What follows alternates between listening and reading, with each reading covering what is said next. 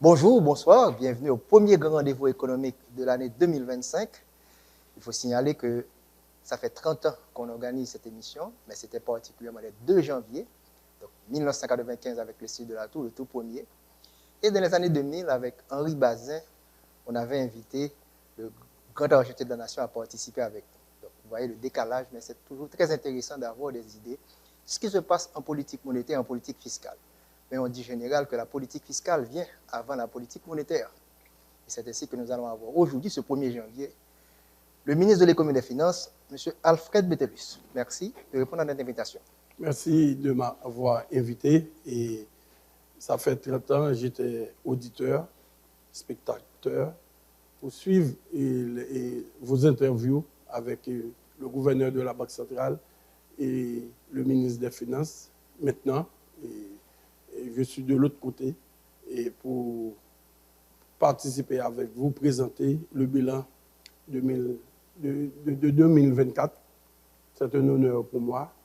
Toutes mes félicitations d'être là pour tous les Haïtiens, pour les expliquer comment évolue l'économie haïtienne, l'importance du budget, etc., le change. Vous étiez l'un des chroniqueurs à nous faire sortir de taux de change fixe. Moi, ce que je savais, 5 gouttes de $1, mais à partir des années 90, on vient dans l'économie, dans le taux de change flexible, et vous étiez l'un des chroniqueurs à informer, éduquer la population et de suivre l'évolution du taux de change chaque jour. De même pour l'inflation, maintenant il nous reste à travailler sur le taux et sur l'emploi en Haïti. On n'a pas assez de statistiques et la crise que nous traversons est une crise provoquée le fait que l'économie n'a pas pu générer assez d'emplois. Donc, merci encore de m'avoir invité. J'aimerais dire aussi bonjour, bonsoir à tous les auditeurs, auditrices, spectateurs et spectatrices du rendez-vous économique. J'espère que nous allons passer une bonne heure ensemble. Merci encore. Si on fait la soustraction de 30, vous étiez peut-être à moins de 30 ans, pas vrai, comme auditeur. Ensuite, vous avez eu à préparer plusieurs ministres des Finances à participer à cette émission.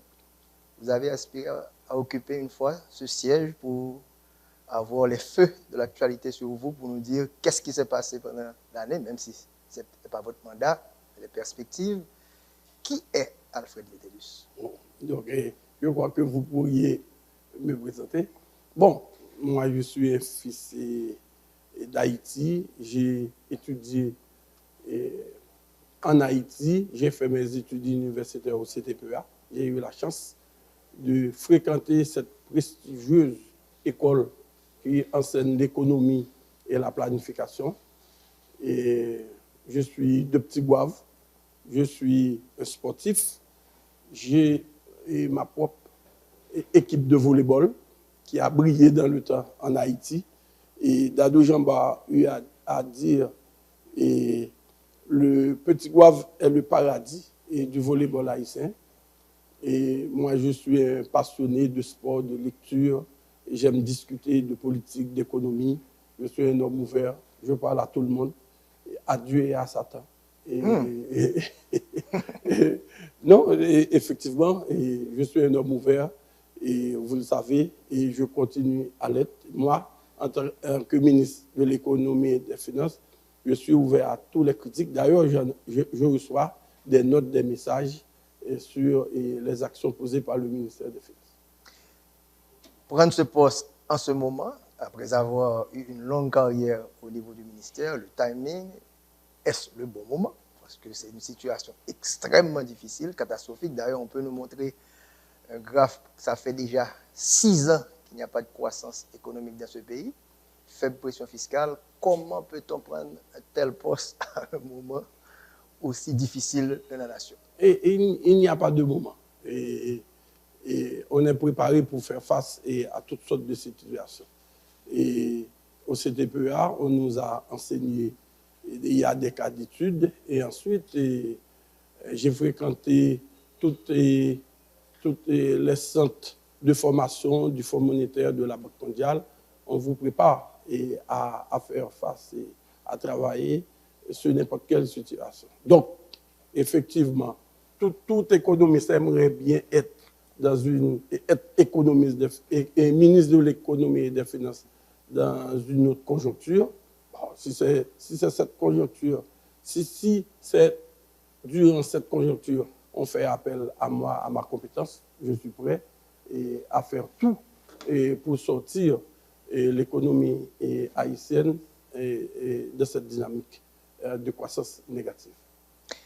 On fait un petit coup d'œil rapide là, son graphique qui peut nous montrer nos situations qu'on connaît bien, mais le public là lui-même supposé ouais ça. Il n'y a pas eu de croissance économique dans ce pays pendant 6 ans. Dernière fois qu'il y a une croissance, on a regardé là, ça remonte à 2018, très faible, 1,7%. Depuis lors, c'est plongé jusqu'à ce qu'on a moins 4,2%. C'est ça qu'on hérité là. On prévoit une croissance de seulement 1%. Comme vous pouvez voir, ça c'est la prévision de l'ancien gouvernement. Et CEPAL parle de moins 0,5%. Un cadre de la Banque centrale lui a dit lors du dernier sommet de la finance qu'il faudrait croître à un rythme de près de 4% pour revenir à 2018. Qui secret, qui sont gagnés dans le monde là qui pour retirer là dans tout ça et pour nous retrouver une croissance qui peut permettre que nous réduire la pauvreté, créer emploi, et de l'espoir dans ce pays. Non, je n'ai pas de secret seulement. Et je viens pour travailler avec tout le monde.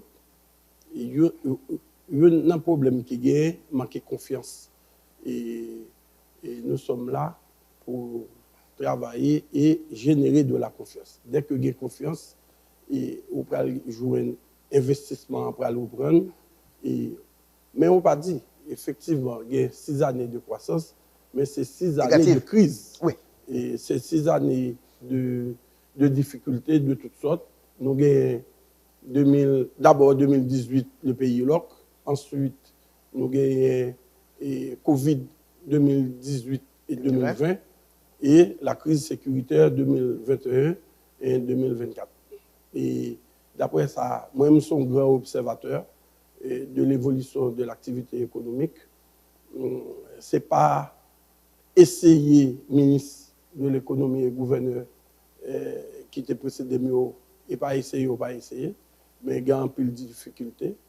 Et là, nous allons continuer sur ça et fait, et pour nous prendre de séries de mesures pour nous vraiment inspirer confiance aux agents économiques, aux investisseurs. D'ailleurs, on a passé en décembre, nous avons généralement toujours une crise rareté d'essence pour qu'ils ne soient pas gagnés, alors que situation, un peu le monde dit situation difficile, c'est parce que il y a des investisseurs, il y a des hommes d'affaires, femmes d'affaires qui étaient quoi que Haïti, c'est pays c'est là pour investir. Je n'ai pas de secret, moins ouvert, on est en train de chercher toutes sortes de mesures pour booster l'activité économique, ou même tout, nous allons essayer. Et nous commençons à discuter avec toutes les associations patronales pour nous mettre d'accord sur un ensemble de mesures et pour nous sortir dans la dynamique de croissance négative. Un rapport qui est sorti de côté du ministère des Finances avec support Banque mondiale, que les gens qui critiquaient dans la mesure estimaient que il ne pas prendre en considération tout choc qui gagne au niveau du territoire national. Là, nous concentrons sur 2 départements. Ça nous met à peu près 1,3 milliard de dollars américains. Qui sont carrés pour l'analyse qui est capable de dire que choc la plus grand que ça et pour qui ça nous choisit échantillon ça. Non, mais IHS fait un bon travail et nous félicité IHS pour l'estimation de le faire. Et analyse qui présente les papiers, il dit que une projection de moins 10% de croissance. Il n'y a pas eu de projection de moins 10% de croissance. Il pourrait y avoir une estimation de moins 10%. Bon, dans le papier là, il n'a pas présenté aucun argument sérieux et pour qui t'a supporté ça le dire. Effectivement, faut venir avec des indicateurs solides et pour montrer que l'économie, au lieu de décroître de 4% ou bien de 10%, il faut qu'il présente. Mais nous ne pouvons pas faire discussion sur chiffres. Tout le monde connaît que le pays est dans une situation extrêmement difficile. 6 années de croissance, que le moins 4, que le moins 10, et il y a plein de monde qui perd du emploi, il y a plein d'entreprises qui est vandalisée. Et côté nous, c'est pour nous travailler avec tout le monde, chercher mesures pour nous faire et entreprises à retourner, investir et générer de l'emploi. Et on parlait de RCAE, c'est l'évaluation rapide de la crise que le gouvernement a lancée avec le support de la Banque mondiale, de la BID et de l'Union européenne, etc. Donc, effectivement, l'évaluation rapide, ça a été concentrée sur Port-au-Prince et l'Artibonite. Nous connaissons ces deux foyers côté et population frappée par l'insécurité. Mais ne pas sous-estimer le fait que le reste des départements, 8 départements, frappés tout de façon indirecte. Mais on s'est concentré sur Port-au-Prince, c'est comme un cas d'école pour évaluer l'impact là. À partir de là, on a besoin de 1,3 milliard de dollars et pour nous réparer toutes les mauvaises conséquences qui fait sur l'économie, l'habitat, etc. Mais ce n'est pas seulement 1,3 milliard de dollars là. Si nous arrivons à mobiliser, ce n'est pas seulement dans la Tibonite et Port-au-Prince n'a pas dépensé, tout département pays pour bénéficier. Ah, donc, il est clair pour nous dire que l'argent qu'on a été en place là, malgré fait évaluation sur 2 départements, bon, d'ailleurs 2 départements, ça fait plus que 5 millions d'habitants, ça fait plus de 50% de la population du pays, ça fait plus de 8000 km², et c'est 2 départements qui louent en l'économie. Je ne vais pas exagérer, je dis 85 à 90% de la population. Mais il y a des coins directs. On pas paquet de gens qui déplacés, cal dans le sud, cal dans le nord. Comment que, de manière indirecte, on évalue ça pour que les gens même qui subissent, malgré pas un pile, ça n'est pas capable de sécurité la caillou, mais la sécurité alimentaire va aller dans la zone avec déplacement. Donc, comment on prend ça en considération? Non, et même dans le budget de la République, là, nous prenons en compte tout ça. C'est pourquoi on parle de la départementalisation des dépenses. Nous allons vers les pôles régionaux. Et nous connaissons le nord et grouille d'activité, soit aller au Cap-Haïtien, et 10-11 heures, minuit, moun dans la rue. Donc, nous mettons un peu l'accent sur le nord et le sud. Et pour aller un gros événement prochainement, pour nous montrer que ce n'est pas seulement Port-au-Prince. Je me rappelle, pour le tremblement de terre de 2010, l'épicentre du tremblement de terre a été frappé Port-au-Prince, mais c'est tout le pays qui a été subi. C'est presque même là. Et puis cette crise sécuritaire là, c'est Port-au-Prince et la Tibonite, mais c'est tout le pays qui est concerné. Donc, mesure qu'a pris et programme d'investissement pour le mettre en place, il a concerné tous les pays à net, pas seulement Port-au-Prince. Effectivement, il va y avoir beaucoup plus d'efforts à Port-au-Prince et la Tibonite, parce que dans Port-au-Prince, on a plein d'entreprises vandalisées, on va jouer ça de l'autre côté. Et pour certains sous-secteurs, il y a plus attention faite sur Port-au-Prince que l'autre ville de province. Par exemple, dans le domaine des infrastructures, c'est tout pays à net qui va le concerner, et à réhabilitation, construction et infrastructure. On fait un coup d'œil là sur quelques slides qui pourraient permettre que nous comprenions très bien le choc que le pays a pris dans 2 départements les plus fréquentés, mais dommage à l'économie.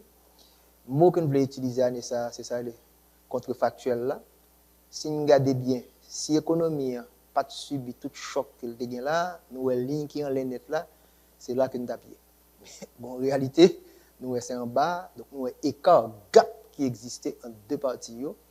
Et nous avons dans tout secteur, c'est vraiment un dommage extrêmement important parce que nous avons chuté à un rythme de 2,3% par année. Et le secteur agricole contracté à un rythme annuel de 5%. Donc, nous comprenons ça que la sécurité alimentaire là. On continue pour nous garder encore des résultats dans le prochain stade pour nous voir que ce n'est pas seulement économie. Mais vas-y, allez-y. C'est nous retourner à cela là. Hein? Il y a deux périodes. Ou il y a une période Covid là. Côté, pour deux périodes de crise, c'est presque perture totalisée à 39% du PIB. 39%. Et en général. Covid là dans les 18 et Covid là dans les 18. Mais Covid là, il n'y a pas tout secteur qui était affecté. Ou c'est d'abord le secteur manufacturier où on connaît de monde là aux États-Unis et toute ville était shut down. Donc, pas de marché et pour te recevoir off Haïti. Donc, c'est l'industrie manufacturière là qui est frappée. Là, nous jouons une crise sécuritaire là, c'est le service, le secteur informel qui est frappé. Donc, ce n'est pas le même type de choc et pas le même secteur qui était frappé dans deux périodes. Donc, c'est en fonction de ça, qui mesure nous allons mettre en place pour nous relancer l'économie. Et au fait ce deal, une économie en moyenne qui régressait de 2,3% en moyenne, il faut gagner un pile brain et un pile ressources qui sont mobilisées pour nous faire un rebond. Bon, vous êtes 2,3 Covid. Parce que nous avons parlé là, c'est l'infrastructure. C'est route, c'est port, c'est l'école, c'est santé. Et moi, je vous beaucoup blanc net à partir du prochain budget, on va le préparer. Parce que pour nous arriver à satisfaire toute demande, parce que si nous avons chaque ministère par les problèmes que vous avez là, c'est tout le budget à vous d'abord, un seul ministère. Non, pas besoin de ça. Seulement, nous allons aller de façon progressive et graduelle.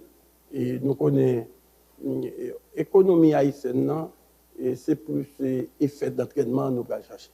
Et on doit injecter au minimum de ressources dans le département, où est que minimum de résultats permettent de dynamiser tout le département.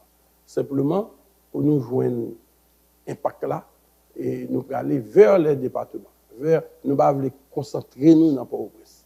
Et nous allons gros effort parce que on avait l'habitude de tout faire à partir de Port-au-Prince et pour Port-au-Prince, on a nous dit que, par exemple, le ministère de l'économie et des finances est bien représenté au niveau de tous les départements du pays. Pourquoi un chèque doit être imprimé à Port-au-Prince? Et pourquoi on doit payer les professeurs d'école ou bien les infirmières à partir de Port-au-Prince? Donc, si on injecte, si comme ça, il aurait été dans le département, s'il va y avoir des marchés publics, c'est dans le département les fêtes, ou pour aller tourner, pour voir dynamique qui peut développer au niveau des départements. Et il y a des gens qui ont quitté Port-au-Prince pour aller en région parce qu'il y a activité et qu'à partir de budget, à partir de investissement qui pas donc cet investissement pour joindre l'impact que nous cherchons. On quitte le budget pour la fin, ce sera la cerise sur le gâteau. On regarde encore les dégâts que nous avons subis, dommages à la gouvernance. Nous connaissons que la zone métropolitaine Port-au-Prince, c'est là qu'on collecte beaucoup plus l'argent. Si nous regardons les revenus des 5 plus grandes communes, côté l'argent concentré, ce n'est pas ça qu'on a souhaité, mais c'est là que lié, pression fiscale, c'est là lié. Nous voyons qui chute, qui gagne, donc il y a moins de cob qu'à entrer dans la recette de l'État pendant que le besoin a augmenté. On continue à dommager toujours l'infrastructure là. Regardez ça, c'est énorme, à savoir que le route, que le port, que l'aéroport, secteur maritime, tout secteur ça a subi de manière considérable. Et nous comptons ça passer dans l'affaire santé, nous ça passer dans l'affaire l'école. Et dans 2 départements, ça a été très très lourd en quelque sorte. Plus de 300 millions de dollars américains de besoins. On poursuit pour la protection sociale, ça nous voyons. Là, encore, même plus gros problème qui vient, et nous avons tiré sur lui parce que parler d'économie et de finances, ok. Les gens qui regardent ça, ils disent, bon, ok, d'accord, ça a dit là, on va le ressenti, ils sentent le piment encore. Mais donner ça a montré nous que nous passons à plus de 30% en situation d'extrême pauvreté. Je dis, il y a 3 millions d'Haïtiens qui ne peuvent pas lever avec 130 gouttes en moyenne par jour. Dollars 130 gouttes là. Nous étions à 25 à l'époque, nous passons à 30%. Avec moins de 2 dollars américains par jour, nous avons plus de 60%. À 12 millions de monde, donc ouais déjà près de 7 millions d'Haïtiens en situation de pauvreté. Bon, masse pauvre qui dégageait de choc, ça, nous prend là. Ou dit, poser, n'a pas capable de faire face à ce problème, mais comment pour nous prendre confiance à partir de toute limitation, ça vient dans les ressources et avec besoin ça qui est presque illimité. Non, besoin est illimité, certes, mais effectivement, il y a une détérioration qui fait et il y a plus de monde qui est pauvre. Mais attention, c'est un pays de pauvres. En 2011, dans la discussion quand j'étais directeur de cabinet au ministère des Finances, je poussais à ce qu'on élargisse la classe moyenne. Et la classe moyenne, sont gens qui gagnent chaque mois entre 400 et 4000 dollars américains. Comment dans l'économie pour nous gagner plus de monde? Parce que dans toute économie forte, l'économie, c'est la classe moyenne. Parce que c'est la classe moyenne qui consomme. Donc, mais malheureusement en Haïti, nous avons fait étude là à partir du budget consommation ménage IACC. Nous voyons que la classe moyenne représentait à l'époque seulement 8% de la population. C'est faible. Et dans d'autres pays en Amérique latine, on a 40%. Aux États-Unis, on a 60-70% de gens de la classe moyenne. Et ça fait force économique. Donc, bataille la Konya, et pour nous aller dans la relance là, c'est, et peut-être ça, nous avons cherché pour entreprises ou commencer à investir, nous allons bailler des incitations pour entreprises recommencer à investir.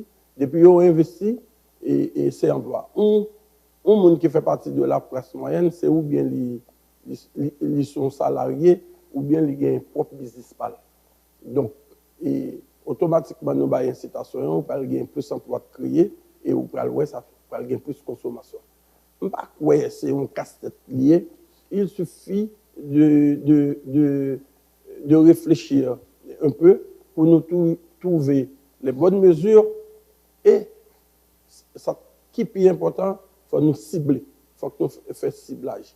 C'est-à-dire que pour nous, les gens qui sont en situation de pauvreté, parce que pendant ces 3 à 4 dernières années, il y a pile qui dépensé, soit par le gouvernement, soit par les bailleurs internationaux dans le domaine de la protection sociale.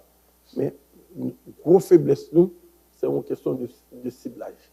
Et on est en train de travailler avec le ministère des Affaires sociales et FAES pour nous arriver à une bonne base de données côté monde qui est en situation de pauvreté et qui type de mesures pour nous mettre en place. Un bon exemple, et dignité. Dignité, en plus le monde banalisé. Et attention, je considère moi-même comme un transfert de revenus de l'État à un monde qui habitait dans un quartier défavorisé. Et actuellement, quel est le coût de transport? Si on connaît que chaque matin, il y a un transport public qui prend sortir dans point aller dans point A pour aller dans point B pour aller à l'école, automatiquement, les save, les épargner et de revenus. Donc, ça permet de soit le consommer ou soit les mettre dans le compte en banque. Ce style de mesure, ça et d'autres que nous allons mettre en place, surtout le ciblage, pour nous capables de mettre les revenus dans les mains et pour nous consommer davantage. Nous allons proposer ça, mais avant de quitter, on va mettre le graphique là, puisque c'est un concept classe moyenne. On prend côté que la pauvreté avec extrême pauvreté. Donc, on fait un petit exercice à mon yo, font un triangle qui est bon pyramide. On a fait 2 droites parallèles pour couper le triangle. 30% ça qui dépassait, qui passait de 25 à 30%. Ça veut dire c'est un groupe qui était dans la classe moyenne, deuxième niveau, qui descend par la base. Et ça qui est en l'air, si on peut en parler, parce que nous avons pile jeté ou quitté le pays, capital humain déplacé. Donc, Moun kap koute là, il y a toujours une classe moyenne en Haïti. Oui, il réduit à son minimum et la classe moyenne. Ou dit ça dit à l'autre gens, c'est un monde qui a un emploi dans n'importe quelle entreprise en Haïti, mais qui perdure. Donc, utiliser toutes les ressources qui sont épargnées, qu'on y a la même, et étant donné les sans ressources, qu'on y a les venir retrouver et dans la pauvreté. Et moun ça, il toujours son technicien, son professionnel, et famille dans tes gros revenus, qu'on y a, il suffit que l'entreprise qui est affectée, le mécanicien ça, qui travaille dans l'atelier de mécanique, et infirmière ça, qui travaille dans l'hôpital, etc. Il suffit que vous mettez incitation, entreprise ça, et shop là, et l'hôpital là, retourner au travail, automatiquement, on va pouvoir, on a passé de catégorie pauvre et à la classe moyenne. Bataille là, c'est pour arriver à le niveau d'investissement. Nous avons regardé dans le chiffre IHS publié, c'est le taux d'investissement en Haïti est en dessous de 10%, alors que il était toujours varié entre 15 et 20%. Donc, à moins de 10%, c'est normal de jouer une situation catastrophique. Donc, on a mettre en place des incitations pour faire hommes d'affaires, entreprises, recommencer à investir et recommencer à générer de l'emploi. Et après, petit à petit, et classe moyenne après retourner en place. L'objectif, c'est de chercher à combattre aussi l'extrême pauvreté, qui c'est un gros problème en Haïti. Nous suivons le grand magazine économique de l'année 2025. Notre premier invité, Alfred Metellus, le grand architecte de la nation. On prend la pause, on se retrouve dans quelques instants pour la deuxième partie de l'émission. Nous sommes bien au grand rendez-vous économique de l'année 2025. La toute première émission est réservée depuis quelques 20 ans au grand architecte de la nation. Et aujourd'hui, nous avons le plaisir et l'honneur de recevoir Alfred Metellus qui fait prendre poste là. Donc, ça ne passe 24 là. Pas sous responsabilité, mais le grand défi en 2025. Le ministre des Finances qui parle du social, il y a un peu de monde qui dit ça casse bien dans les oreilles, puisqu'on a parlé de pauvreté, d'extrême pauvreté et de manière extrêmement importante.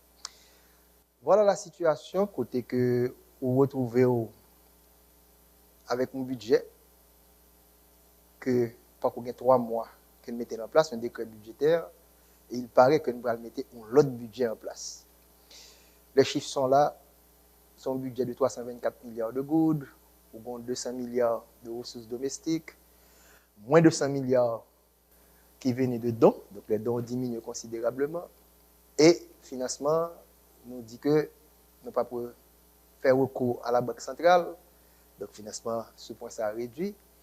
Comment tout problème se pose là, lutte contre la pauvreté, contre l'extrême pauvreté, nous voyons les grands défis, infrastructure, sécurité sociale, monde qui déplace.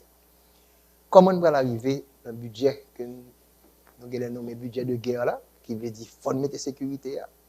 Et nous connaissons le allié, de pas trop long pour couvrir tête à pied en même temps. Chaque goutte qu'on mettait dans la police là, ça veut dire son goutte qui ne peut pas aller dans la santé, son goutte qui ne peut pas aller dans l'éducation. Dis-moi non, puisque vous dites, oui, mes défis, pas de monde qui te mette rien dans la tête ou qui prend un job là. Dis-moi comment que nous allons arriver à faire face pour résoudre la quadrature du sexe. Bon, nous allons arriver à faire face à tout le monde qui a confiance dans la police noire. Et le problème numéro 1 actuellement, c'est la sécurité. Nous-mêmes, dans le modèle nous mettons en place là, nous faisons que la sécurité est un facteur de production. Même si on a besoin de machines ou besoin de monde pour qui utilisent les machines là, actuellement là, on a besoin de sécurité tout. On a besoin travailleurs ou des machines et industrie retrouver dans zone que on pas capable pénétrer qui vient faire que machine n'a pas voyer et ouvrier tomber en chômage et tomber dans la pauvreté. Donc en pile effort fait et dans le domaine sécuritaire, on va croire que on mettre dans sécurité aller par l'éducation. Et aussi, goud ça, l'aller dans PME nous, et la servi encore dans l'économie. Et si vous prenez goud là, ou bien $1, vous l'acheter bien avec le dehors, ou utiliser des firmes étrangères, ça va financer d'autres économies. Mais si dollar, goud là, servi, passer à travers nos PME, et PME et utiliser pour créer emploi, donc et la retourner encore dans l'économie et la venir impacter sur l'éducation. Et m'a profité pour me féliciter et policiers nous et même force kenyane qui est en Haïti qui viennent nous support. Et actuellement, qui nous protège, ce sont nos policiers. Ils sont sur les fronts. On a besoin et ils ont besoin de support nous parce que toute croissance vous parlez là, sont toute croissance minimum liée. On ne peut pas venir devant la caméra pour venir promettre un taux de croissance de 0,5%. 0,5%, c'est plus de pauvreté. Nous, pourquoi on a croissance? Nous remarquons qu'il y a un problème au niveau de l'inflation qui a augmenté. L'offre est quelque part, les dans le sud, les dans le sud-est, les dans le nord, etc. Mais à cause où tout est bloqué, il n'y a pas grand marché de Port-au-Prince et ailleurs, il n'y a pas qu'à approvisionner qui vient faire plus augmenter. Donc, le budget rectificatif que vous faites mention, on va mettre beaucoup l'accent sur la sécurité. Ça ne veut pas dire qu'on va négliger les autres secteurs. Et l'autre secteur était prioritaire. Nous avons 3 priorités. C'est sécurité, élection et la crise humanitaire. Et 7 février 2026, il faut qu'il y ait des élus qui prennent en charge le pays. Ça, c'est le scénario le plus optimiste qu'on mettez pour nous là. Non. Et bon, scénario et puis optimiste là, c'est les toutes bagailles. Pas de problème de sécurité. Toute zone de non-droit sous contrôle de la police. Il y a 3 scénarios. En situation traitée comme ça, sécurité a détérioré. Et le gouvernement que fait partie qui est à la tête et Alice Didier Fils-Aimé, et c'est dans le scénario ça nous. Et nous supportons la police et l'armée en pile. Deuxième scénario, nous avons une amélioration à 50% j'aime $. Troisième scénario, tous les foyers de gangs sont sous contrôle de la police. Donc, ça te fait, qu'est-ce que pas d'accord, on dit, c'est le scénario le plus optimiste. Ça veut dire que, ça me les indicateurs matissants, sont indicateurs libres. À savoir, les gens peuvent circuler matissant sans pas payer. Ça veut dire que indicateurs les canards, indicateurs les monde cabrit parce qu'on a parlé de gros espace économique pays qui est concentré, mon a entrer sorti et également les biens pour le déplacer. C'est sur lui que on va faire budget noir. Petit à petit jusque les villes complètes. Et les papes jamais baguette magique comme demain matin et ou lever même j'aime qu'on fait là à 9h 10h du soir, on prend machine même mal tigua ou bien mal au Cap ou bien mal dans cette Tropicana et au Cap. Parce qu'il y a un temps d'adaptation pour la police là et affiner tactique et stratégie pour vraiment gagner contrôle complet de tout le pays. On a besoin dans ce scénario, on a besoin des cas isolés que des chefs de gang à payer et rentrer, lui faire représailles sur la population. Mais il faut que nous résoudre le problème sécuritaire. On ne peut pas continuer à aller soit me sortir la caille moi, m'aller dans le ministère et me sortir dans le ministère m'aller la caille moi, automatiquement nous pas gagner l'autre activité. Pour nous résoudre le problème de pauvreté etc. Il faut que nous commencer par résoudre le problème de sécurité. On était à très court terme. Modèle 50% proposé là, comme dit là, ça veut dire que là plus que 1% que le gouvernement Gaïkoni t'a proposé. Oui, nous-mêmes nous avons un scénario entre 1% et 2,5%. 2,5% de prévision. Et 2,5%, c'est l'hypothèse moyenne. Ça a gagné un pile investissement tout au niveau des villes de province.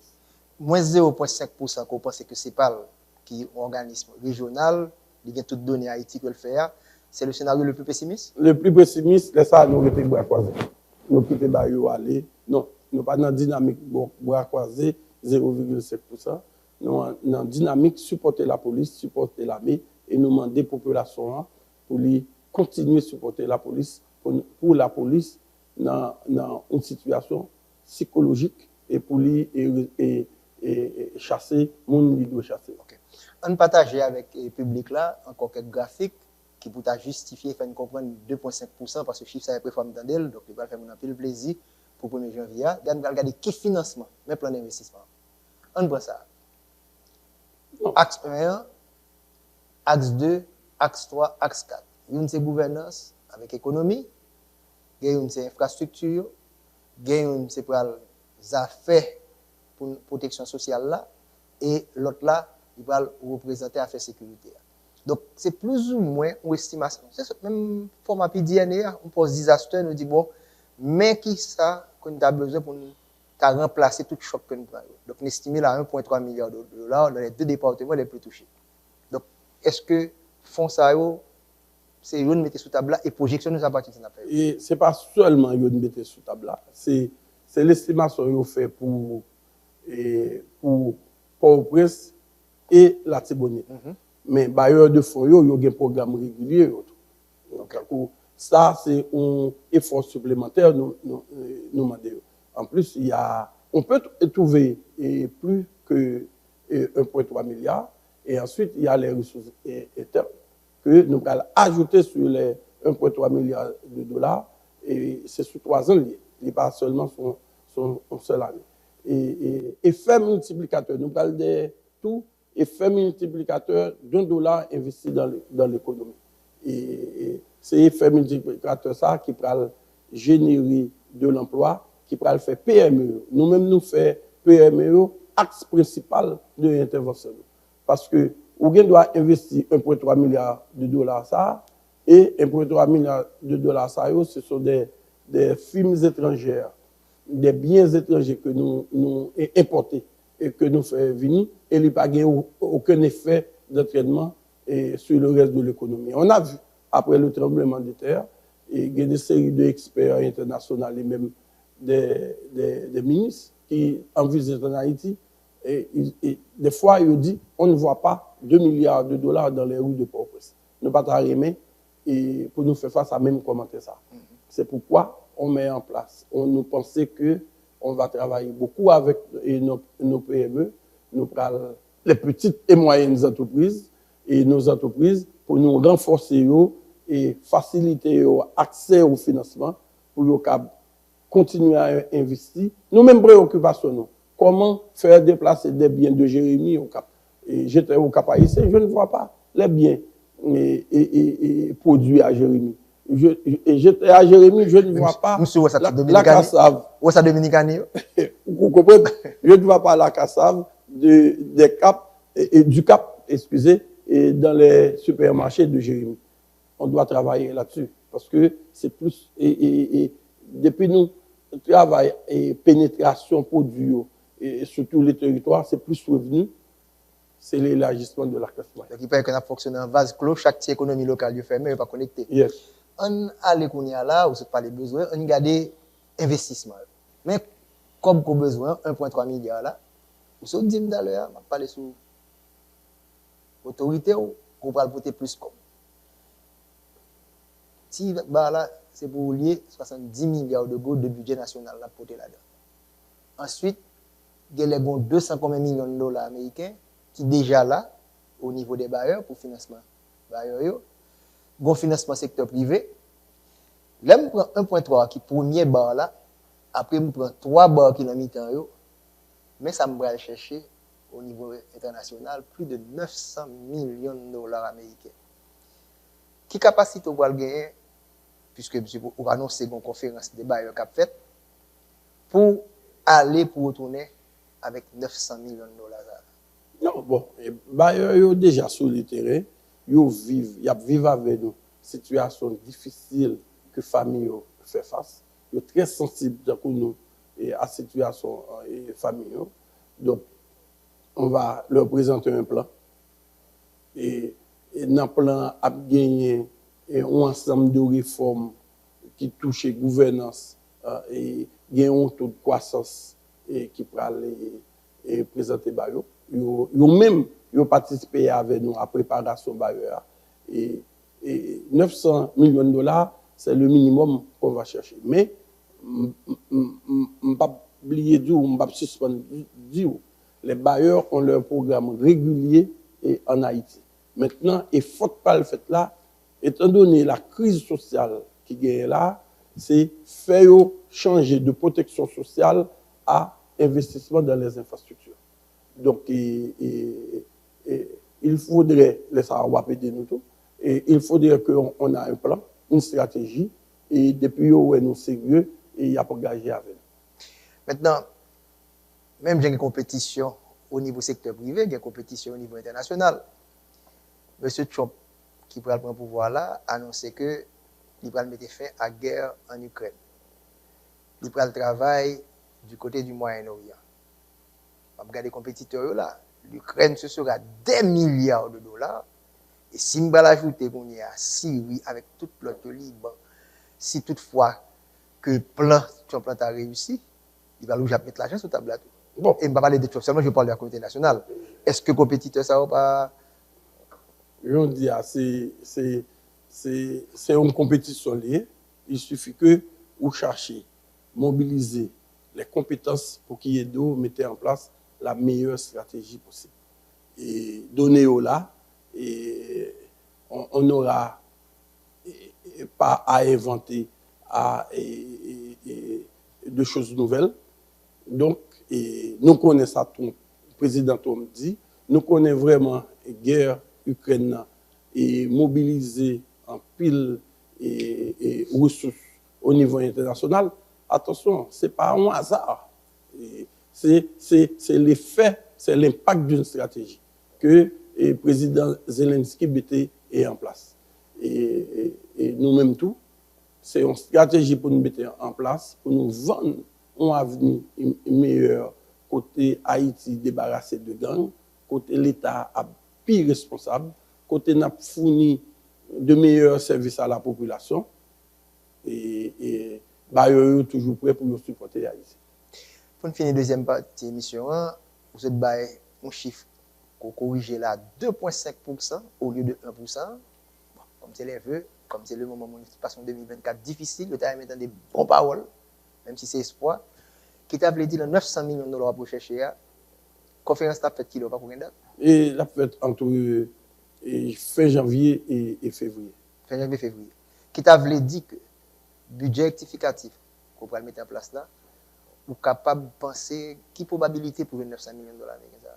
Bon, probabilité est forte parce que nous faisons des réunions avec eux et déjà, et c'est eux même le document que nous jouons 1,3 milliard de dollars là, c'est avec eux que nous préparons. Donc c'est pas un document exclusivement haïtien qui dit mais veut plus nous. Non. C'est-à-dire que vous là-dedans tout. Et vous êtes supposé capable ouais. Yo là-dedans, yo ba nous tout support et assistance technique pour nous élaborer. Et effectivement, ministère des Finances, ministère de Planification, jouer tout secteur jouer un grand rôle dans l'élaboration des documents. Et ces documents ça qui pas assez vendre auparavant. Quand il y a les divendants, ils pas assez présentés aux autres bailleurs, surtout bilatéraux. Donc nous-mêmes nous target bailleurs bilatéraux et nous connaissons les États-Unis, c'est un bailleur extrêmement important en Haïti. Pour y a un changement de gouvernement, il va demander une nouvelle stratégie pour nous pousser et équipe ton plat qui connaît Haïti bien et mettre des fonds à notre disposition. Donc, modèle OUA a 50% probabilité que sécurité a rétabli dans certaines zones pour faire. Semblez ou pas quoi que on peut arriver à améliorer la sécurité. Bon, on n'y a pas oublié. C'est pas question de faire, on ne peut pas parler pour tout un groupe de monde. Comment est-ce que M. Salah dit là? Comment? Parce que 24 a été du bon. Donc c'est 1er janvier, nous est là. Donc oui. Si on bat 50%, ça parle de 2,5%. Après, probabilité à dépasser 50% pour 900 millions de dollars à chercher pour qu'à compléter 1,3 milliard. Ouais. Ça veut dire que l'année prochaine, le moment, ça, on va parler. Non, il y a toujours des difficultés. Non, certainement. Ça ne veut pas dire c'est la relativité des choses. OK? Oui. Mais nous espérons vivre dans l'autre environnement. Et 2,5%, c'est changer bien. Nous signons un programme avec le Fonds monétaire international. On staff moniteur de programme. C'est un programme informel que Fonds et que nous concluons avec Fonds a fourni assistance technique. Nous pouvons jouer un financement et du côté du Fonds. Mais déjà, nous avons 4 macroéconomiques là. Et déjà. Il faut un visa Fonds pour capable aller pour l'avion pour partir. Je ne pas dire visa, mais il faut qu'on finisse les négociations avec Fonds. Donc, la donne, il y a un taux de croissance de 0,7%. Et nous dit que c'est un range lié. C'est-à-dire que nous avons sorti de 0,7% à 2,5%. Okay. C'est-à-dire que notre objectif, ce n'est pas d'atteindre 2,5%. Mais c'est le 0,5% qui est dans le programme France, c'est le minimum. Okay. Et si nous arrivons, ma dit, ça me dit encore, 0,5%, c'est croiser bois. OK? Mais nous-mêmes, nous voulons agir sur la situation de sécurité. Et il y a beaucoup d'investissements qui ont été consentis pour améliorer, pour mettre équipement et matériel à la disposition de nos forces de sécurité. Pour la deuxième pause, nous allons dans quelques instants pour la troisième et la dernière partie de l'émission. Vous suivez les grands magazines économiques de l'année 2025. Nous sommes le 1er janvier. Il y a encore 5 rendez-vous. Le 2 janvier, c'est le gouverneur de la Banque centrale. Le 5, l'économiste du secteur privé, Pierre-Marie Boisson. Ensuite, le 12, on aura France Duval. Le 19, on sera du côté de Washington avec M. Faton pour analyser la situation avec l'arrivée de Donald Trump. Et on terminera en République dominicaine avec Jean-Michel Kawa. Parce que vous savez, les relations haïtiano-dominicaines sont extrêmement importantes. Donc, nous avons un mois chargé là et nous commençons avec le premier invité, M. Alfred Metellus, qui, première fois, a participé à Vennes comme le grand argentier. Nous allons faire l'autre budget encore là, et au bas plus ou moins des grandes lignes économiques. Quelles grandes lignes budgétaires vous là? Comment vous savez tout pour allier? Comment est-ce qu'il y a un appui budgétaire? Nous connaissons financement ou dit non à la Banque centrale. Est-ce qu'on va avoir d'autres possibilités de financer? Comment vous êtes capable de dire pour nous une petite idée de budget qu'on va censé gagner pendant le deuxième trimestre exercice fiscal? Et budget après, je nous connais après basé sur la sécurité, les élections et faire face à la crise humanitaire. Élection importante pour nous retourner à l'ordre constitutionnel, côté le Parlement a fonctionné, un président élu avec un mandat bien déterminé. Et au niveau des recettes, nous prenons un pile travail sur la facilitation des contribuables. Nous connaissons que les contribuables, c'est un massif fait, il y a monté pour payer impôts et taxes. Donc, il y a des idées innovantes qui bouillonnent dans l'équipe technique nous, pour nous voir comment un contribuable n'a pas besoin forcément passer 2 à 3 heures de temps pour le payer impôts. Beaucoup à relever au grand public ce qu'on est en train de travailler, mais nous allons faire d'une façon pour le contribuable, quel que soit le côté lié, de payer impôts. Il n'y a pas besoin forcément soit aller dans le bureau de douane ou bien soit aller dans le bureau de GI. C'est un challenge, mais on va y travailler. Nous allons consulter parce que toute partie prenante, qu'on y a, c'est finalisé, nous finalisé. Pour des pensions, déjà, nous allons orienter vers la sécurité et les élections et aussi vers les investissements dans les pôles régionaux. Et nous avons cherché à dégraisser Port-au-Prince parce que Port-au-Prince, l'Ouest représente 60 à 70% du budget, nous avons un peu réparti des pensions vers ça ça doit pour aller dans le pôle régional, dans le département, et pour aller vers le département. Et troisièmement, on parlait de financement. Financement, tu as toujours qu'un objectif, un financement et monétaire limité. Parce que actuellement là, il y a un acquis. Le fait que nous maîtriser le déficit budgétaire là, ou pas de variation du taux de change. Imaginez, pendant mon dans une situation sociale difficile, ça, tu as une difficulté d'approvisionnement en produits et pétroliers. Produits pétroliers, tu as varié à chaque arrivage de un bateau. Quand il y a le fait que le taux de change est stable depuis ces 2 à 3 dernières années, c'est un acquis. On va poursuivre avec cette politique de stabilité et du taux de change. Et ça a aidé un pile de monde qui est dans une situation difficile. Donc, le financement monétaire, là, n'a limité le maximum. Il y a 2 bails, nous ne pas un financement monétaire à outrance qui permet, qui provoque de l'instabilité du taux de change, et ou bien nous accumuler des ressources et à la BRH. Et pour nous prenons toutes mesures pour nous alléger les procédures pour les gens qui doivent jouer un service. C'est plus ou moins une grande ligne budgétaire. D'abord, la facilitation des contribuables pour nous arriver sans augmentation de taux et sans augmentation de taxes. Et pour nous arriver à connecter plus et dépenses pour orienter vers les services sociaux et la sécurité et les élections.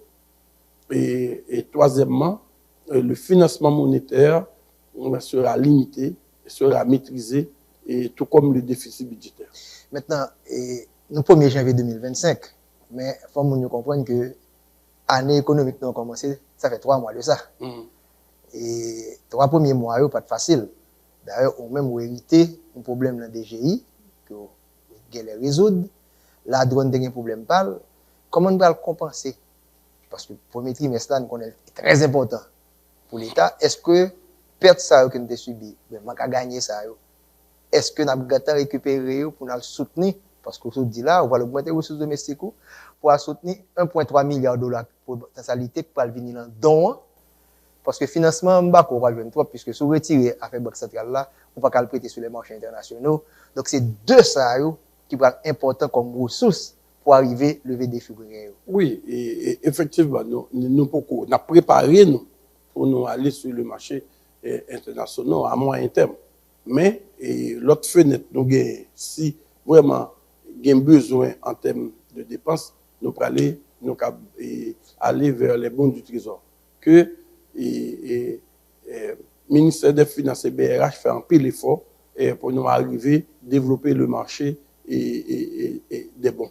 Et pour les bons du Trésor sont accessibles à tout le monde. Donc, on va retirer possibilité, le budget rectificatif pour le faire là, le financement, bon du Trésor a augmenté. Oui, bon du Trésor a augmenté, mais il n'est pas nocif, comme le financement monétaire. C'est même et liquidité qui gagne en économie, on va utiliser, mais malheureusement, si ça arrive, nous avons utiliser ce plus de liquidité ça vers le crédit, que le crédit après le prendre vers l'investissement. Ça crée des faits d'éviction. Oui, ça crée des faits d'éviction. Donc, c'est vers ça nous allons aller. Et ligne directrice, nous, c'est arriver à limiter le financement, le déficit budgétaire, le financement monétaire, faire tout pour nous augmenter les recettes. Ça t'est arrivé après le tremblement de terre. Les recettes collectées avaient dépassé les prévisions. Est-ce que ça a brivé là? Mais on va travailler surtout sur la facilitation des contribuables. Le budget connu était à 324 milliards de gouttes. À combien on pensait, ou même le premier chiffre qu'on a discuté là, qu'on pensait capable de arriver pour rectificatif pour le faire? Attention, un budget, ce n'est pas une guerre de chiffres. Nous devons gagner au niveau de dépenses et comme ça, ou pas gagner impact. Nous-mêmes, nous travaillons pile sur l'exécution des dépenses. Actuellement, nous avons un gros problème. Et si on regarde TOF là, on va trouver que le niveau des dépenses d'investissement public est très limité. Donc, on est en train de réfléchir comment redynamiser les dépenses d'investissement public. Sans dépenses d'investissement public, on n'aura pas de croissance. Donc, et là, je vais prendre un chiffre. Et on est en train de travailler, je vais prendre un chiffre sur le niveau des dépenses, mais nous connaissons que nous allons orienter, et je me répète, vers la sécurité, les élections et la crise humanitaire. Et niveau A, on est en train de travailler. Ok. Donc, nous travaillons sur entrée A, ou dit qu'il y a possibilité pour augmenter ou c'est ou bien qu'on va dire est-ce que DGI a rentré comme que le faut rentrer, est-ce que la manque à gagner à la venir, ou bien semble-t-il une garantie que don qui deuxième source d'entrée pour augmenter si toutefois la conférence n'a bien passé, ou dit tout que le financement pour l'augmentation, il n'est pas pour le financement monétaire, il va venir bon du trésor, mais espérer que bon du trésor n'a pouvoir à d'autres acteurs pour ne pas arrêter seulement dans le secteur bancaire, qui est capable de mobiliser des fonds pour d'autres acteurs, où il y a une sortie. Et on connaît très bien, si on regarde les tendances pendant 5 dernières années, les dépenses courantes sont beaucoup plus élevées que les dépenses d'investissement. Soit la masse salariale qui passait de 82 milliards, ça me dans le budget Ariel à budget Konia à 92 milliards. Donc, comment on peut arriver à contrôler vos dépenses courantes pour capable, depuis le discours ouvert, tu as pris pour sous, où tu dit que pour avoir plus de dépenses d'investissement, ou parler de dépenalisation, ou parler de CNMP qui peut favoriser les petites et moyennes entreprises. Combien dans cette part de dépenses d'investissement ça va augmenter et comment on peut mieux répartir au niveau des départements? Oui, et là, c'est une question centrale. Pour l'objectif, nous, c'est arriver à animer l'économie régionale. Pour animer l'économie régionale, dépenses courantes pour un rôle fondamental pour y jouer tout. Mais nous connaissons que pour une économie fonctionner bien, force de l'économie, ce sont ces infrastructures. Donc, les plus faciles actuellement, il semble que les procédures sont beaucoup plus légères pour les dépenses courantes que les dépenses d'investissement. Il faut avoir un projet, il faut préparer une FOP et avec ces deux ministères, alors que pour les dépenses courantes, le ministère sectoriel envoie et sa requête. C'est pas employé. Non, en plus, on a un système automatisé des dépenses. C'est-à-dire qu'il y a très peu d'intervention humaine. Les contraintes sont beaucoup plus grandes au niveau des les dépenses et les contraintes sont beaucoup plus grandes au niveau des dépenses et d'investissement. On y travaille actuellement. Une hypothèse nous fait, nous avons une situation humanitaire extrêmement difficile. Et est-ce qu'on peut garder intact le même niveau de procédure? On est en train de travailler pour voir comment alléger les procédures sans alléger le système de contrôle et pour nous arriver à atteindre la population qui en a besoin rapidement. Donc, dépenses d'investissement, c'est un objectif, non? Pour nous gagner plus d'investissement, surtout dans les villes de province, là, côté que on pas gagner un problème d'insécurité. Donc, c'est sur ça notre travail avec les ministères sectoriels et surtout avec le ministère de la Planification. Les chiffres seront là, ils vont pour au mot 121 milliards de gouttes, si on pas fait un défaut dans le budget qui est en action là jusqu'à présent. À comment on estime le capable de monter là? Non, on ne va pas parler de chiffres. Avec 100 millions, 50 millions, on peut faire des merveilles. Tout comme on peut ne pas pouvoir faire des merveilles avec 121. Et c'est une question de procédure, c'est une question de stratégie. On ne va pas parler de chiffres parce que le budget n'est pas encore discuté en Conseil des ministres, etc. Mais on a les grandes masses. On sait qu'on va travailler avec les ministères sectoriels et pour nous arriver à dynamiser les dépenses d'investissement public et pour nous arriver à un taux de croissance supérieur à 0,5% qui gagne dans le programme avec le Fonds monétaire. Donc, 621 milliards, c'est bon 1%. Donc, on peut peut-être faire un petit calcul pour moi. Combien 2,5% m'a besoin. Ça m'a arrivé sur lui.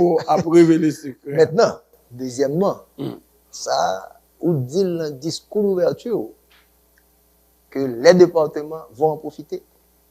Bon, un tableau qui a un budget qui est clair. Si nous prenons 324 milliards de gouttes là, nous divisons par la population, ça c'est tableau là, il y a moins que 25 000 gouttes per capita. Et les projets qui fait dans le département de l'Ouest là, nous avons plus de 40 000 gouttes per capita. Qui veut dire que, puisqu'il y a plus de projets qui fait dans le département de l'Ouest là, on n'a pas l'investissement là. Donc, l'Ouest a bénéficié considérablement. L'Antibonite, dans ce budget, je cite votre document, il y a moins que 2000 gouttes per capita. Ça se comprend que c'est difficile pour aller exécuter le projet. Donc, promesse qu'on fait là, et dans le discours d'ouverture là, et dans le budget qu'on va parler là, c'est un chiffre ça me que départementalisation pour le fait. Pour moi, il y a une série de départements qui ont plus que 5000 gouttes. Et pour moi, il y a une diminution qui a fait au niveau du département de l'Ouest. Car ce que nous vivons dans le département de l'Ouest, monsieur le ministre, n'est toute forte concentration pendant les 20, 30, 40 dernières années. Tout le monde a béni là, c'est la rentrée. Donc, comment on pense que pour mettre ça faire, départementalisation, ensuite les PME, et m'a répété encore, moi je parle des discours et m'a regardé faire, comment que CNMP peut permettre que les petites et moyennes entreprises des départements puissent bénéficier de tout ça. Est-ce qu'on pense qu'on vient de mettre tout ce qui est en place? Oui, non. C'est de l'efficacité et l'efficience là. Oui, merci. Et pour question, mais c'est un processus là. Ça ne veut pas dire que nous allons faire tout ce dia et à l'intérieur de l'exercice fiscal 2024-2025. Surtout, nous gagnons un trimestre qui est en passé. Ou pas dire dans le diagnostic. Diagnostic là, c'est chiffres qui sont publiés en d'un budget. Côté et pas au prix comme ça. Mais, on bonne dépense qui dit que ce n'est pas au prix, c'est pas, c'est parce qu'il y a une difficulté pour repartir à l'autre profession. Donc, si dès le départ, nous commençons à travailler avec les départements, d'abord, pour nous connaître qui personnel qui est dans différents départements. OK? Et nous commençons à voir l'information, nous, qu'on y a la même, nous aller au niveau des dépenses. Là, nous arrivons dans la conférence budgétaire, c'est pour nous dire nous qui dépense, qui peut aller dans chaque département. C'est un processus. On connaît, ce ne sera pas facile, mais équipe technique, budget et direction des études économiques et trésor, il y a travaillé assidûment sur ça pour nous arriver. Attention, c'est pour le bien de l'économie. On n'est pas en train de dire on a mal fait avant, on a bien fait avant. Non. Parce que pour nous diminuer la concentration en journée au niveau Port-au-Prince, il faut qu'il y ait activité. Il faut que PME et cap travail. Et en parlant des PME et des villes de province, si il y a l'école cap fait au Cap, dans le nord ou bien dans le sud, pourquoi marché a dû passer dans Port-au-Prince? Pour qu'il ne soit pas fait. Dernièrement, il y a un ministre, et pendant que nous étions en tournée au Cap Haïtien, qui te dit, dans l'achat de produits locaux, il n'a pas fait, il n'a pas lancé le marché à partir de Port-au-Prince, il a lancé le marché dans le nord. Donc, c'est l'entreprise dans le nord qui a participé et qui a gagné le marché. Ce n'est pas une entreprise qui est dans le sud. Rien doit participer tout. Il suffit que il y ait des capacités pour sortir dans le sud, pour aller dans le nord. Mais, les marchés qui concernent les nord, soit nous, et venons, et hypothèse nous, que c'est dans le nord pour nous faire, et le nord va en bénéficier, et PME tout, et qui crée emploi, et puis florissant. On a terminé pour nous finir, et côté M. Tia a reproché mon pile si je ne vais pas poser aux questions, puisque je connais que récemment, il y a une réunion qui était faite entre des ministres colombiens avec haïtiens. Et il y a porte-parole CPTA qui a annoncé que le port du Sud, Saint-Louis du Sud, sera ouvert. Donc, on Colombie avec le Sud qui connexion gagnée. Qui ça que nous sommes capables de faire? Ça, lui-même, c'est le pratique. On va parler de prévision, tout 2%, ça, c'est un bail qui est réel. Est-ce que pour la ouvert, est-ce que pour y a des activités qui ont fait aujourd'hui entre la Colombie et nous sommes capables de dire le Grand Sud, parce que il dit produits colombiens passés en République dominicaine, pas de les citer dans le pays, ça du tout. Comment réfléchir de manière géopolitique, parce que Dominique fait assez déjà, pour nous commencer à réfléchir à d'autres opportunités, que ce soit la Jamaïque, que ce soit la Colombie, mais il faut avoir les infrastructures portuaires et aéroportuaires. Qui ça, le gouvernement, ça, capable de promettre à partir de visite ça, et comment le Sud, puisqu'on parle de régionalisation, pour bénéficier, on ne va dire 24 mois, mais qui ça peut arriver là? Qui sont capables de faire là pour mon Sud cap côté nous là? Plusieurs questions en une. Ah oui. À nous parler du port du Sud. Effectivement, je laisse le souhait à mes autorités d'annoncer la nouvelle. Effectivement, porte-parole l'a annoncé. Tout est en place pour que, au début du mois de janvier, le port du Sud soit ouvert officiellement. Et des dispositions d'emprunt avec APN, avec le ministère des Finances, etc. Ce n'est pas une nouvelle extraordinaire. Et attention, Jean, et Sud la bien, sont une économie extrêmement dynamique et un port extrêmement difficile. Et nous venons l'importance un port qu'on y a, c'est le fait que la nationale numéro 2 est bloquée. Où tu parlé de le test de Martissa. Ou dit national numéro 2, pour ne pas dire le couloir de Martissa. Bon, le pays n'a pas fonctionner comme ça. Effectivement. Le couloir de Martissa jusqu'à Gressier. Et sans couper la parole encore, je dois dire que cette zone, avec les chiffres que vous publiez au niveau du ministère à travers l'IHSI, c'est zone côté que l'inflation plus élevée depuis 4 ans. Plus élevée. Donc, nous pensons que, pour la parole, attention. Moi-même, ça peut intéresser nous en tant que ministre de l'économie, c'est qui écosystème qui peut développer autour du port. Dans le cas contraire, et pour ne pas quitter que le port là, c'est uniquement à importation du service. Donc, c'est une zone, le département du Sud, c'est la deuxième plus grande plaine vivrière du pays. Donc, nous-mêmes, nous allons mettre et prendre disposition pour nous développer tout un écosystème pour qui profiter de port là. Ça, c'est acquis. Au début du mois de janvier, Jean porte-parole l'a dit, le port du Sud va être ouvert. Donc, les ouvert, c'est pas gouvernement bail autorisation pour l'ouvert, qu'on a ces investisseurs qui prennent des dispositions pour les recevoir bateau. Mais il y a toutes les structures, la douane, APN, les gardes-côtes, l'immigration, il y a là pour si un bateau qui vient pour recevoir bateau. On a parlé de Colombie, et m'a dit mon téléspectateur, Colombie est à 1 heure de temps de vol d'Haïti. 1 heure. 1 heure de temps de vol. Et particulièrement du Sud, je dirais. Oui, particulièrement du Sud. Donc, son économie qui est très dynamique, et nous, m'a dit nous, c'est la Colombie, c'est l'un des plus grands exportateurs de fleurs du monde. Donc, imaginez un partenariat dans le cadre de développement de l'aéroport et du port, un partenariat pour nous développer fleurs dans le Sud. C'est ça me parler de l'écosystème. Nous avons exporté vers les grands marchés européens et nord-américains. Donc, visite là est prometteur. Nous connaissons le rôle de Colombie joué en Haïti dans le domaine de la sécurité. Et le président de la Colombie veut passer des armes à exportation d'aliments en Haïti. Donc, nous-mêmes tout, nous mettons dans une situation tout pour nous disposition pour nous exporter tout vers la Colombie. Et nous connaissons Colombie, il y a une industrie manufacturière de transformation très dynamique et entre les deux pays. Déjà, il y a une grosse coopération entre le ministère de l'Agriculture et le ministère de la Colombie, de la Colombie. Donc, c'est pas seulement politique qui était faite, mais on avait parlé d'économie.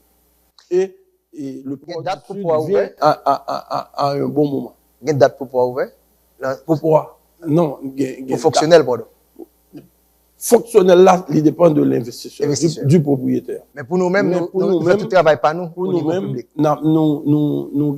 ce qui reste à faire, c'est l'organisation de conseil d'administration pour qui est officialisé et tout ça. Parce qu'il y a. Et comment faire route, est-ce que.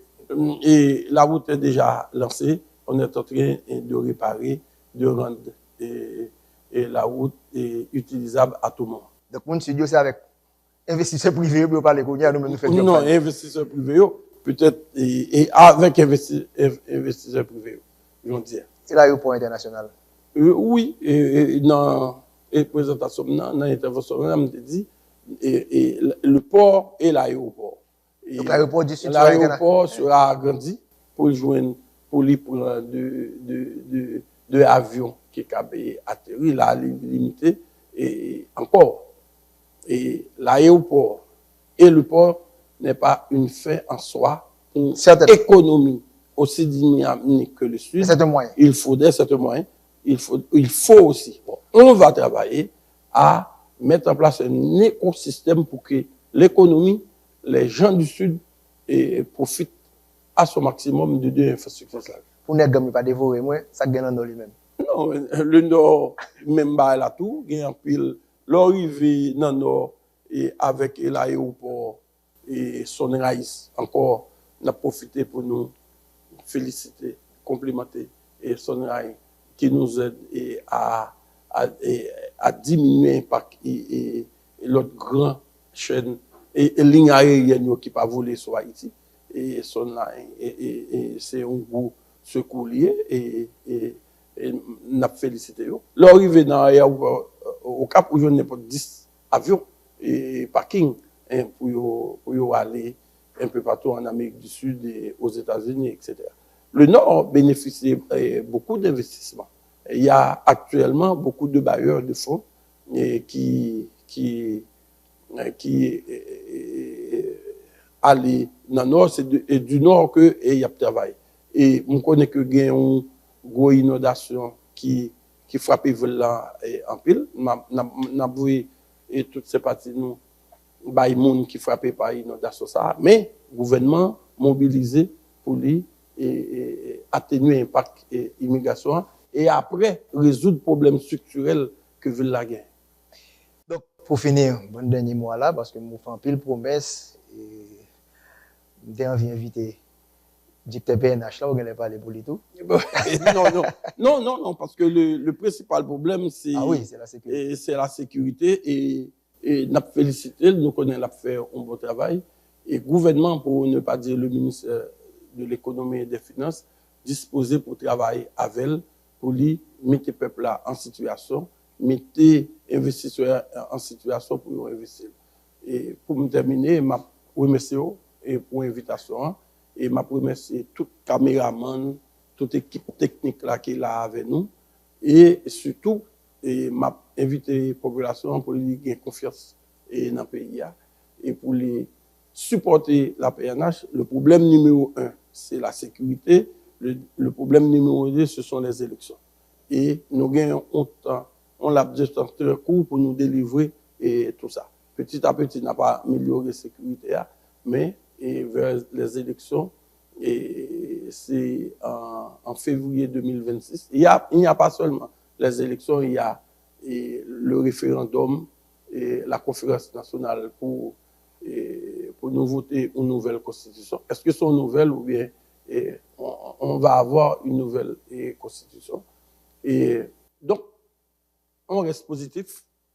On a supporté la police pour améliorer la sécurité et nous-mêmes, dans le ministère économique, m'a profité pour me saluer une équipe extrêmement résiliente au ministère. J'étais vraiment étonné de voir la qualité du personnel, malgré nous perdu un peu de monde. Et jusqu'à présent, c'est comme si et son image. Et depuis le moment où je joigni, et moi féliciter et pour résilience. Et nous pensons, même la tour dans l'autre ministère, à la Banque centrale et dans le système bancaire. Et nous remercier tout et féliciter tout investisseur qui continue à prendre en Haïti pour lui créer emploi et pour lui générer espoir.